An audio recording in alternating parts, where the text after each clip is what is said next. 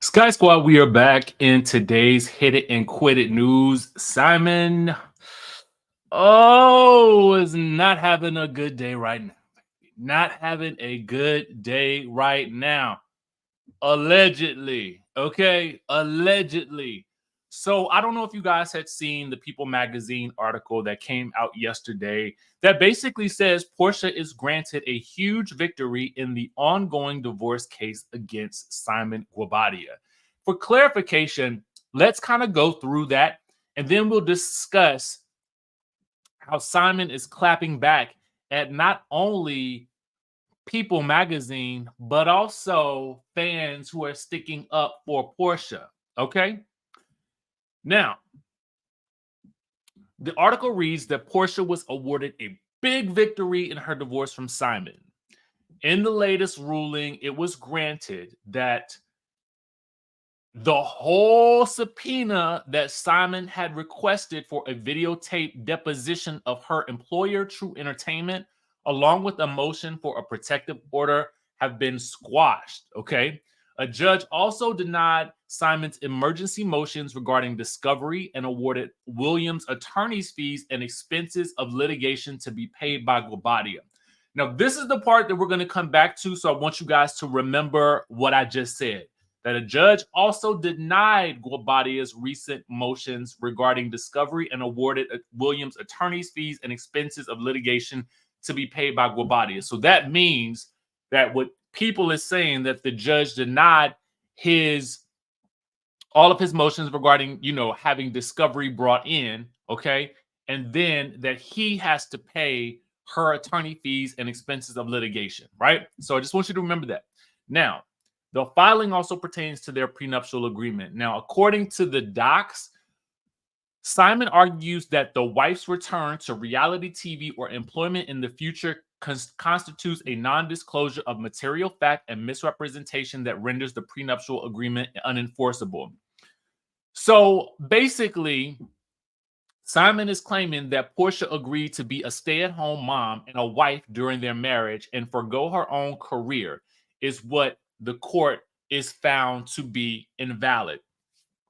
So if they had those levels of conversations, it doesn't sound like, and I only got my Law and Order SVU degree about a couple of weeks ago, but it doesn't sound like those were explicitly laid out in the prenuptial agreement, okay? Because the court did not find merit in his argument, as the court finds that the wife has been a reality TV celebrity for years, which was well known to the husband at the time of negotiating the prenuptial agreement, and the husband nevertheless married the wife with this knowledge.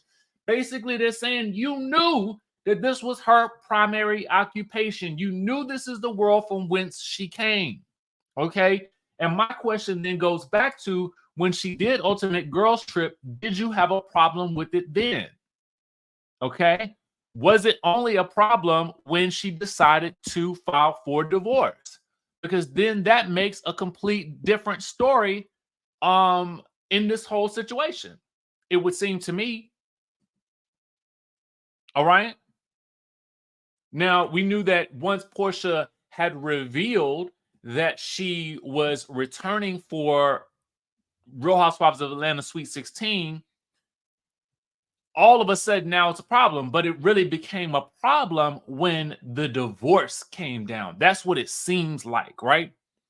So in the couple's prenuptial agreement, it states that its central purpose, the prenup's central purpose, is to avoid contested and expensive litigation, including the costly and potentially intrusive discovery process if an event of dissolution occurs. So y'all set up a prenuptial agreement that basically outlines that we're going to avoid all of this mess that we have been going through and putting the public through for the past several months, because it would be costly and intrusive.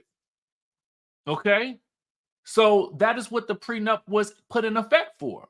Y'all took all that time to come up with a prenuptial agreement, and that is what it states.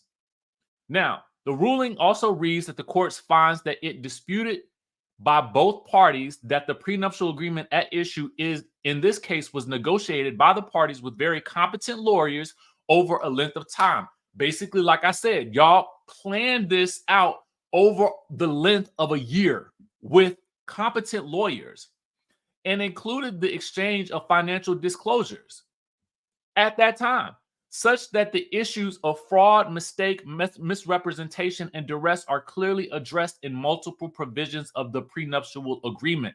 Essentially, the crux of the husband's argument could have been explicitly contained within the four corners of the parties' prenuptial agreement, and it was not. Okay? Now, People says that this is a major victory for Porsha, bringing her to the final step of divorce proceedings, and once the couple's prenuptial agreement is officially upheld by the court, Porsha will be awarded her legal expenses by Simon and walk away a single woman. So I can imagine that would have to burn Simon's biscuits, okay? And so he then took to social media to call out People magazine for basically saying that they're being used as propaganda, okay, as a propaganda machine to propagate lies, okay? And then he points to an excerpt of the Fulton County judge's order. This matter is headed to the appellate court level, and a major publication like People magazine is being used to propagate lies. And he says, a win is a stretch, shaking my doggone head. So what might he be talking about, right? So remember, I said earlier, in the latest ruling, the court granted Williams her request to quash Guabadia's subpoena and request for a videotape deposition of her employer, True Entertainment, along with the motion for a protective order. Now, let's get to this part. A judge also denied Guabadia's emergency motions regarding discovery and awarded Williams' attorney's fees and expenses of litigation to be paid by Guabadia. Now, he is pointing out here that the court denies the husband's second motion for contempt of standing order and temporary order of discussion. That's highlighted, but that's not, I don't think, what he was trying to point out. What I think he was trying to point out was the attorney's fees part, was that the wife requested an award of attorney's fees and expenses of litigation pursuant with yada, yada, yada, and any other applicable statute, and the court hereby denies the wife's request for attorney's fees. So basically, it sounds like he's pointing out the discrepancy there. But the point of the matter is this. At this point in time, it's still more of a win for Porsha and less of a win for Simon in this regard. Because in my mind, if it had never come out that he had, like, whatever his past was, and I'm not here to judge nobody on their past or whatever did or didn't happen that came out that then was followed by the divorce announcement. If she was never going to be divorcing you, would you have divorced her for returning to specifically for returning to reality TV? That's questionable to me, because you didn't immediately cry for divorce when she returned to Ultimate Girls Trip, when she did Stars on Mars. She was still doing TV during the marriage. So that argument, to me, it doesn't hold up. But again, I just got my degree from Law and Order SVU University, so I don't know. Okay, I'm still working. Okay, I'm still learning the judicial systems. Anyway, somebody pointed out in the comments, she is the granddaughter of Hosea Williams. Simon, please. And then I Am Simon Guabadia states Hosea Williams is doing flips in his grave. His legacy did not sign up for his granddaughter's behavior in the last 12 years. Ask first husband how he feels. But so then this is one of those instances where you have to then point the finger. It's 4 fingers pointing back at you, Simon, because if you're pointing at her behavior for the last 12 years, that means that you have seen her behavior over at least the last, 8? Okay? Because it's been how long? 3, 4 since that y'all been together? So you saw that behavior over the last, 8 years? And then you decided that you wanted to make her your wife. So it was good for you at that point in time. Suddenly it's changed, right? Then he says, ask first husband how he feels. Well, all of a sudden now you're trying to do the whole facts. What I mean by whole facts, I ain't calling Portia no hoe. That's not what I'm saying. Whole facts is just my general term for, and I didn't coin it.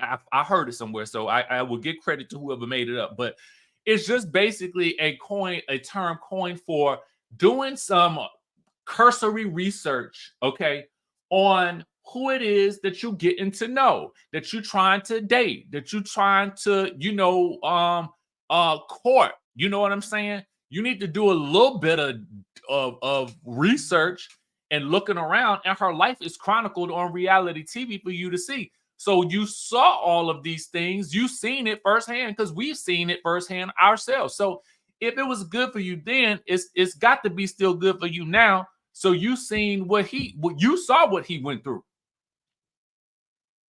Basically, is what I'm saying.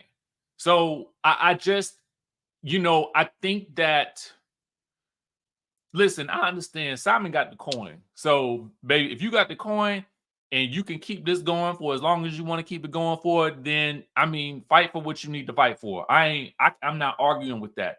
It's just specifics of this that I find to be a little odd. And those are the points that I'm trying to point out, right? But you know what? God bless them both, and may they on their journey.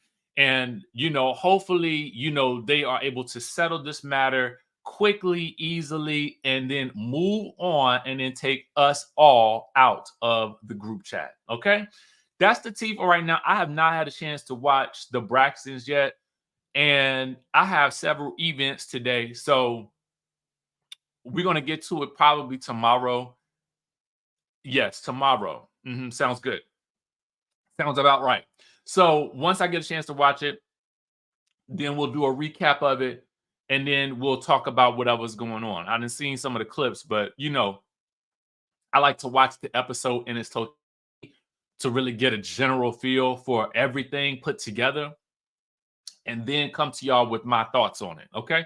So with that being said, make sure y'all keep it locked onto the channel. Subscribe if you haven't already done so. Hit that notification bell button. Remember, y'all, we have Thailand coming up March the 1st through the 7th. The registration is open. Okay. We have spots for Thailand still to come.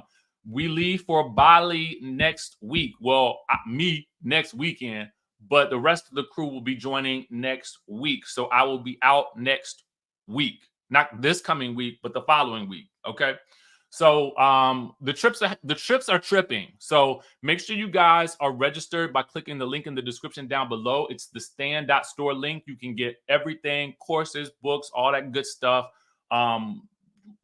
Book a trip, all of that good stuff. Come on with us.